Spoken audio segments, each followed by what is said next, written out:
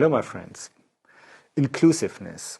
Inclusiveness is the topic of that talk.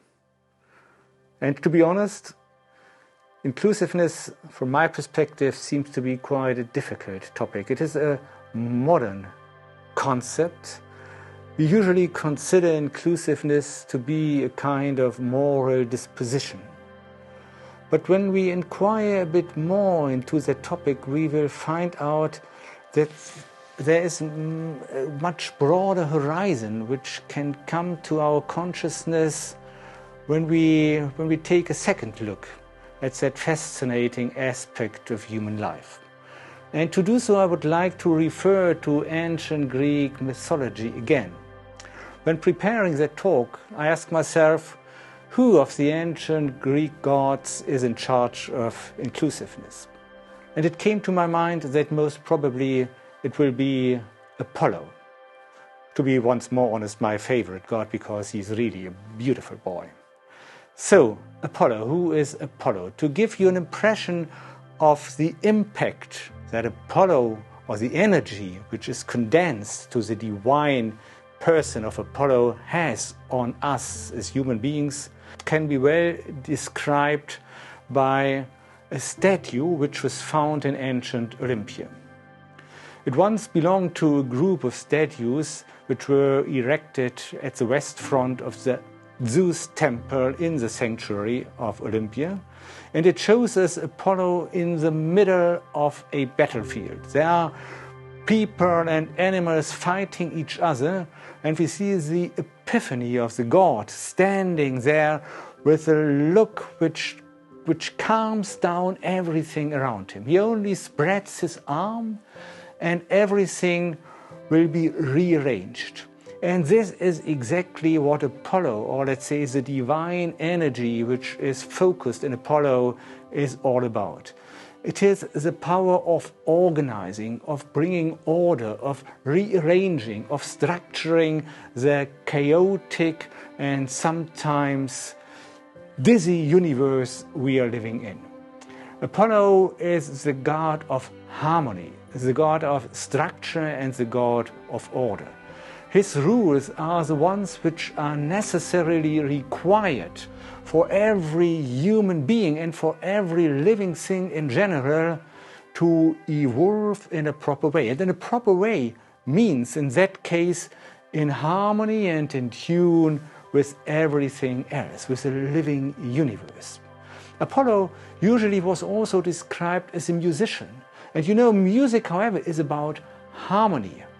He was pictured with a lyre in his hands. And there's a beautiful poem from antiquity in which it is said that Apollo is the musician, and the stars of the sky themselves, they dance according to the music of Apollo. Wherever he appears, he brings an energy which smoothes and tunes everything around so that it can grow in perfect harmony with itself and with everything around. And this is one of the major cosmic principles of life. And we as humans are well advised to follow this principle and to live in tune with it in order to become fully alive for ourselves. By the way, Apollo was also in charge of medicine. And medicine in the ancient Greek understanding was about harmony as well.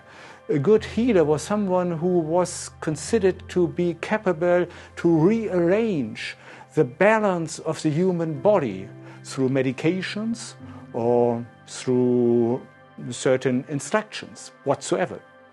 But this was also considered to be an Apollonian procedure. So Apollo is the power of harmony.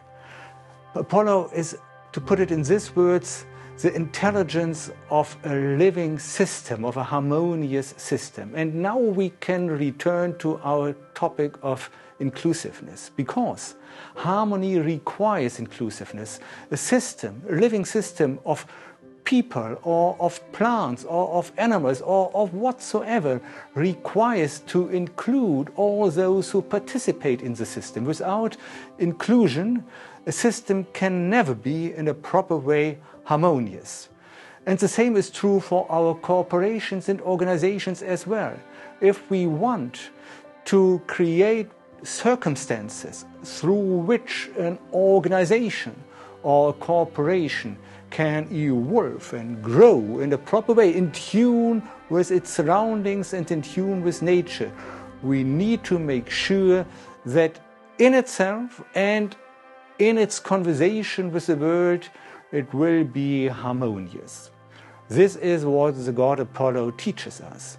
And this is something that we really should learn from him, because we are well advised as entrepreneurs, as human beings and as individuals, to perform harmony, to create harmony wherever we can.